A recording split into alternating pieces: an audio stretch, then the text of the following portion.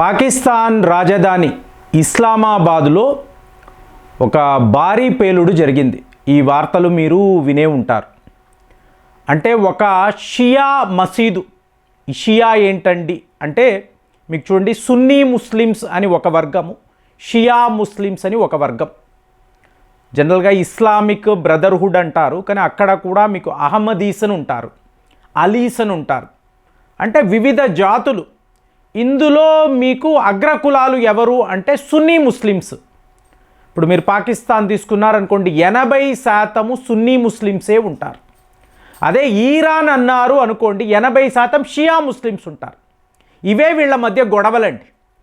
So ఇలాగా పాకిస్తాన్లో ఇస్లామాబాదులో ఒక షియా జాతికి చెందిన ఒక మసీదు, ఒక వ్యక్తి వచ్చాడు, నేరుగా పరిగెట్టుకొని వెళ్ళి ఈ మసీదులోకి వెళ్ళాడు. అంటే ఫ్రైడే ప్రేయర్స్ కదండి, వెళ్ళి తనకు తాను పేల్చుకున్నాడు.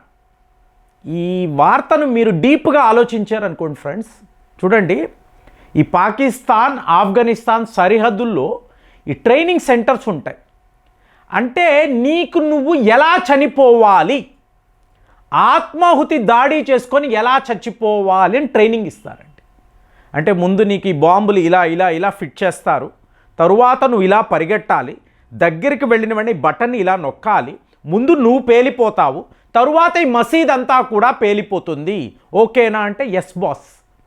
చూడండి, అంటే వీళ్ళను మనుషులు అనాలా, ఏమనాలండి చెప్పండి. ఇక్కడ కూడా మీకు ఇస్లామిక్ మతము ఉంది, మీకు కోట్ల మంది ముస్లింలు ఉన్నారు. మనం విన్నామా ఎప్పుడైనా? మొన్న మీకు ఆ ఉమర్ నబీ ఇదే అంటున్నాడు, ఫియాదీన్ దాడులు అనేవి చాలా ముఖ్యము, మనల్ని మనం పేల్చుకొని చనిపోవడం అనేది ముఖ్యము.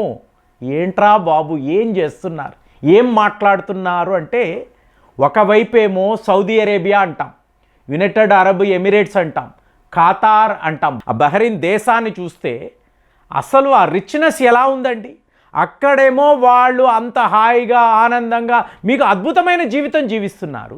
ఇక్కడ ఈ పాకిస్తాన్, బంగ్లాదేశ్, ఆఫ్ఘనిస్తాన్ లాంటి దేశాలలో ఈ తీవ్రవాదం ఏమిటి అంటే, మీకు ఒక మనిషి బతకడము చనిపోవడము వాడి చేతుల్లో ఉండదండి. అంటే ఎవరో చెప్తే నేను బతకాలి, ఎవరో చెప్తే నేను చనిపోవాలి అనే పరిస్థితుల్లో ఈ దేశాలు ఉన్నాయంటే ఏం చెప్పాలి. ఎందుకు ఇలా చెప్తున్నానంటే, అమెరికా వాడు ఇవాళ పాకిస్తాన్కి వరల్డ్ బ్యాంక్ నుంచి అప్పులు ఇప్పిస్తున్నాడు. అలాగే ఇంటర్నేషనల్ మానిటరీ ఫండ్, ఒక దేశము కుప్ప కూలిపోతే కాపాడడానికి IMF వస్తుంది, లోన్లు ఇస్తారు, అలా పాకిస్తాన్కి ఇప్పిస్తున్నాడు. ఇది ఎంత కాస్ట్లీ వ్యవహారం అంటే, వెయ్యాల్సిన కుక్క బిస్కెట్లు వేస్తున్నాడు, నువ్వు మాత్రము చెయ్యాల్సిన పనులు చెయ్యాలి. రేపు నేను ఈరాన్పై దాడులు చేస్తే నీ దేశం నుంచే జరుగుతుంది, బలూచిస్తాన్ నుంచే దాడులు చేస్తాను, ఎస్ బాస్ అంటాడు పాకిస్తాన్ వాడు, అసీం మునీర్ అంటాడు. అలాగే రేపు నేను ఆఫ్ఘనిస్తాన్, ఇప్పుడు ప్రాబ్లం అంతా ఏంటండి, బాగ్రామ్ ఎయిర్ బేస్. సో ఇది మాది, మేము కష్టపడి బిల్డింగ్లు కట్టాము, లాజిస్టిక్స్ ఏర్పాటు చేసాం, మంచి రన్వే, మీకు హ్యూజ్గా చాలా బాగుంటుందండి. ఆఫ్ఘనిస్తాన్లో ఇలాంటి ఒక ఎయిర్ బేస్ అని ఆశ్చర్యపోతాము. అమెరికా వాడు ఇది నాది అంటాడు. డొనాల్డ్ ట్రంప్ ఏమంటాడు, మేము ఇంత కష్టపడి డెవలప్ చేస్తే దీన్ని ఇవ్వను అనడానికి ఎవరు? Many bad things will happen to you, ఓపెన్గా చెప్తున్నాడు. ట్రంప్కి ఇది ఇష్టం, ఇంకొకళ్ళ ప్రాంతంలోకి వెళ్ళి వాళ్ళ భూములను కబ్జా చేయడం. యూరోపియన్స్ కదండి, వాడు ఇష్టపడుతున్నాడు. కానీ నిజాలు అలా లేవు కదా. సో పుతిన్ గారు అంటున్నారు, ఇది నీది కాదురా, మాది, USSRకి సంబంధించింది. దాంతో మెయిన్ ప్లేయర్స్ని చూశారనుకోండి, ఆఫ్ఘనిస్తాన్ ఏం మాట్లాడుతుంది, ఈ బాగరామ్ ఎయిర్పోర్ట్ కోసరమే వీళ్ళు పాకిస్తాన్ని రెచ్చగొడుతున్నారు. అసీం మునీర్ ఇలాంటి సూసైడ్ అటాక్స్ చేయించి మేమే చేసాము, ఇది తాలిబాన్ పని అని ప్రపంచానికి చెప్తున్నాడు. ఇంకొక వైపు చూశారనుకోండి, ఇది భారత్ చేయిస్తున్న, భారత్ యొక్క మర్మ మనుషులే ఇలాంటివి చేస్తున్నారు. ఎందుకు మనల్ని కలుపుతున్నాడు? ఈ బాగరామ్ ఎయిర్పోర్టుని భారత్కు ఇవ్వడానికి ఇవాళ తాలిబాన్ రెడీగా ఉన్నారు.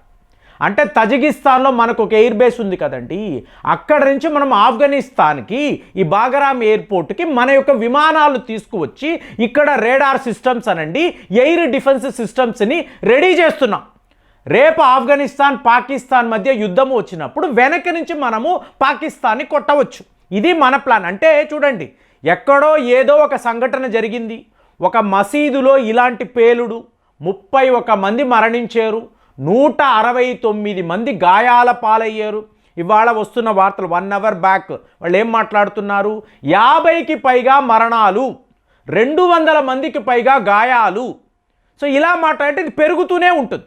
ఇప్పుడు పాకిస్తాన్కు ఉన్న ఆప్షన్ ఏమిటి? అమెరికా వాడు చెప్తాడు, వాడు ఇంతలాగా నీ దేశంలో నీ రాజధానిలో ఇంతంత పెద్ద బ్లాస్టులు చేస్తూ ఉంటే నువ్వు ఆఫ్ఘనిస్తాన్ మీద యుద్ధం ప్రకటించాలి కదా. నువ్వు ఇంకా మర్మ మనుషులు అంటే ఎలా కుదురుతుంది? ఆఫ్ఘనిస్తాన్ అనే అనాలి, తాలిబాన్ అనే అనాలి, వెళ్ళు అంటాడు ట్రంప్, అంటాడు అసీం మునీర్కి. వీడు చచ్చినట్టు ఆఫ్ఘనిస్తాన్తో యుద్ధము చెయ్యాలి. చేసిన తరువాత ఏమవుతుంది? ఈ బాగ్రామ్ ఎయిర్ బేస్ను మాకు అప్పచెప్పు అంటే పాకిస్తాన్ గెలుస్తుంది. ఎందుకంటే పాకిస్తాన్ దగ్గర ఎక్కువ ఆయుధాలు ఉంటాయి కదా, F-16 లాంటి విమానాలు ఉంటాయి కదా, తాలిబాన్ వద్ద ఉండదు. కాబట్టి ఈజీగా యుద్ధములో ఆఫ్ఘనిస్తాన్ ఓడిపోతుంది. మళ్ళీ అమెరికా వాళ్ళు ఆఫ్ఘనిస్తాన్లో వచ్చి తిష్ట వెయ్యవచ్చు. అంటే బాగ్రామ్ ఎయిర్ బేస్ ఉందనుకోండి, టోటల్గా ఆసియా ఖండములో ముఖ్యమైన ప్రాంతాలను వాళ్ళు గమనించవచ్చు కదా. కాబట్టి అమెరికా వాడికి ఇది ఇష్టం. కానీ ఇది USSR వాళ్ళది కదా, రష్యా వాళ్ళు ఎందుకు ఒప్పుకుంటారు? భారత్ యొక్క సైన్యము, మన ఎయిర్ ఫోర్స్ వస్తే మీకు పుతిన్ గారు ఏం మాట్లాడరు. కానీ అమెరికా వస్తుంది అనుకోండి, మళ్ళీ పెద్ద స్థాయిలో దాడులు ఉంటాయి కదా, ఎవరు ఒప్పుకోరు కదా. తాలిబాన్ వాళ్ళు మళ్ళీ తమ గరిల్లా వార్ఫేర్ని మొదలు పెడతారు. ఇదైతే జరుగుతుంది కదా. అయినా కూడా పాకిస్తాన్ని ఫిక్స్ చేయాలి. పాకిస్తాన్ ఏదో ఒక రకంగా నా సహాయాన్ని కోరుతుంది, నేను వాళ్ళకి డబ్బు ఇస్తున్నాను, అప్పులు ఇప్పిస్తున్నాను, ఈ పాకిస్తాన్ని మ్యాక్సిమం నేను వాడుకోవాలి. ఇప్పుడు పాకిస్తాన్లో ప్రాబ్లం ఏంటండి? Civilians casualties. మీకు పౌరులు ఇలా ఈ స్థాయిలో మరణిస్తూ పోతున్నారు అనుకోండి, ముందు షాబాజ్ షరీఫ్కి ప్రాబ్లం. మీకు ప్రార్థనలు చేసుకోవడానికి ప్రజలు మసీదులోకి వెళితే ఇంతంతమంది చనిపోతున్నారు. ఇంకొక వైపు అసీం మునీర్, మీరు ప్యారలల్ గవర్నమెంట్ కదా, షాబాజ్ షరీఫ్ గవర్నమెంట్ అటు మీకు పౌరులందరూ చనిపోవడం, ఇటు అసీం మునీర్ పాలన, వాడి గవర్నమెంట్ ఏమవుతుంది? బలూచ్ లిబరేషన్ ఆర్మీ వాళ్ళు మీకు వారములో 200-300 మంది పాకిస్తాన్ సైనికులను లేపేస్తున్నారండి. 13 నగరాలు, 200 లొకేషన్స్, మీకేమిటి ఆల్మోస్ట్ 1300 మంది పాకిస్తాన్ సైనికులు మరణిస్తున్నారు. అంటే అన్ని వైపులా పాకిస్తాన్కి దెబ్బ. ఇప్పుడు దీన్ని ఆపాలి. పాకిస్తాన్ ఒక శక్తివంతమైన దేశం అని చెప్పాలంటే ఏంటి? నీకున్న ఒకే ఒక ఆప్షన్, మర్మ మనుషుల్ని ఎలాగో కనిపెట్టలేకపోతున్నావు, భారత్ యొక్క రోల్ని నువ్వు ప్రూవ్ చేయలేకపోతున్నావు, రా ఏజెంట్లు ఎక్కడెక్కడ ఉన్నారో నీకే తెలియదు. కాబట్టి నువ్వు తెహ్రీక్ తాలిబాన్ పాకిస్తాన్ పనే ఇది. సో మేము ఆఫ్ఘనిస్తాన్పై యుద్ధము ప్రకటిస్తామని చెప్పి ఏదో ఒక రకంగా వాళ్ళ మీద యుద్ధము చెయ్యాలండి. ఇదే నీకు ఫైనల్ ఆప్షన్. సో ఓవరాల్గా ప్రపంచంలో చూశారనుకోండి, చిన్న చిన్న యుద్ధాలు, కానీ మెయిన్ ప్లేయర్స్ వీళ్ళే. అమెరికా, రష్యా, భారత్ లాంటి దేశాలు ఇందులో ఉన్నారు. ఇప్పుడు ప్రాబ్లం అంతా ఇదే. మీకు చిన్న యుద్ధము సడన్గా ఇది పెద్ద యుద్ధముగా మారే అవకాశాలు 2026లో ఇదే ప్రిడిక్షన్ అండి. ఒక్క పాకిస్తాన్ వెళ్ళి ఆఫ్ఘనిస్తాన్ మీద యుద్ధము చేస్తే ఇది చినికి గాలివానలా మారవచ్చు. రేపు ఒక అతిపెద్ద మీకు జియో పాలిటిక్స్ కాన్ఫ్లిక్ట్గా మారవచ్చు. దీనికి అమెరికా చూడండి, ఎక్కడ ఏం జరిగినా ఫైనల్గా అమెరికా వాడే ఉంటాడు. సో వాడు ఏదో ఒక రకంగా ఈ దేశాలను రెచ్చగొట్టి యుద్ధాలు చేయండిరా, చావండ్రా, ఫైనల్గా ఈ భూములంతా మాకు అప్పచెప్పండిరా, ఇదే పనిలో ఉన్నాడండి. ఇవాళ డొనాల్డ్ ట్రంప్ కూడా ఇంకా వీళ్ళందరికన్నా ఎక్కువ, ఇంతకు ముందున్న ప్రెసిడెంట్ల కన్నా దారుణం. జో బైడెన్ అని సైలెంట్గా ఈ వెధవ పనులు చేస్తూ ఉంటాడు. ఎక్కడా నేనే రష్యా యుక్రెయిన్ యుద్ధాన్ని మొదలు పెట్టానని మాట్లాడు. కానీ ట్రంప్ని తీసుకున్నారు, ఓపెన్గా చెప్తాడు, నాకు ఆ ప్రాంతం కావాలి, అందరూ ఖాళీ చేసి వెళ్ళిపోండి, ఐ విల్ టేక్ ఇట్, ఇలా మాట్లాడతాడు, బెదిరిస్తాడు. అలాంటిది ఇవాళ అమెరికా యొక్క ఆటలో పాకిస్తాన్ టోటల్గా చిక్కుకుపోయింది. ఒకవేళ వీళ్ళు వెళ్ళి ఆఫ్ఘనిస్తాన్ మీద యుద్ధము ప్రకటిస్తే అప్పుడు ఏం జరుగుతుంది ఆలోచించి కామెంట్స్లో రాయండి. మళ్ళీ వచ్చే వీడియోలో కలుద్దాం. జై హింద్.